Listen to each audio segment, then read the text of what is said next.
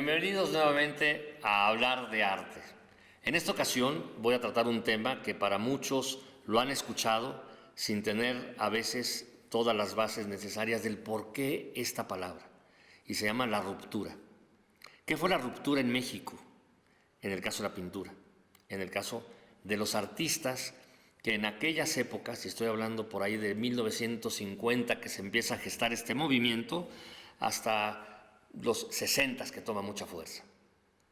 Todos sabemos que estaban grandes pintores maestros, como es el maestro Diego Rivera, como es el maestro Siqueiros, Clemente Orozco, en fin, personalidades que tenían toda una serie de elementos para sus pinturas y en muchos de los casos a través del muralismo. Pero lo que aquí se plasmaba era toda esa época, porque recordemos que muchas veces la pintura o el arte en general lo que hace es mostrarnos historias, acontecimientos, maneras de vivir, de pensar de la gente en ese momento. Y es en el caso de México. Estábamos con la Revolución, estaba Zapata, estaba toda esta lucha de clases sociales, industria, cómo mostrar o no a México como país industrializado o no, y todo eso plasmado en pinturas. Pero existe un grupo de jóvenes, un poco ya cansados de toda esta tendencia, y dice, no, basta, vamos a cambiar. Y claro, eran jóvenes en aquellas épocas y como tales eran considerados un tanto rebeldes, y más que era la época de 1968. De hecho, había una escultura de Miguel Alemán Presidente que la tiran y de ahí sobre las láminas acantiladas empiezan a hacer diversas pinturas o exposiciones en ese espacio como para darse a conocer.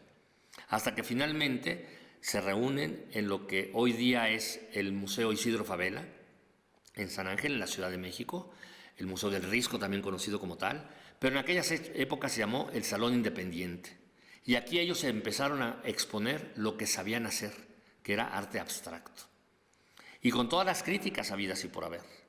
Sin embargo, grandes maestros que hoy día están en vida todavía, como Vicente Rojo, nos dice que no necesariamente fue una ruptura, sino por el contrario, es una apertura, porque toda aquella escuela que existía queda sustentada en ese pasado, mas no en ese cambio que estos jóvenes en aquellas épocas empezaban a sustentar también en su manera de pintar, en su manera de expresión.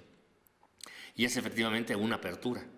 Teresa del Conde, durante muchos años directora del Museo de Arte Moderno, fue la que empezó a dar este contexto de la ruptura y se quedó identificada como tal. Sin embargo, yo sí soy partidario de que fue una apertura.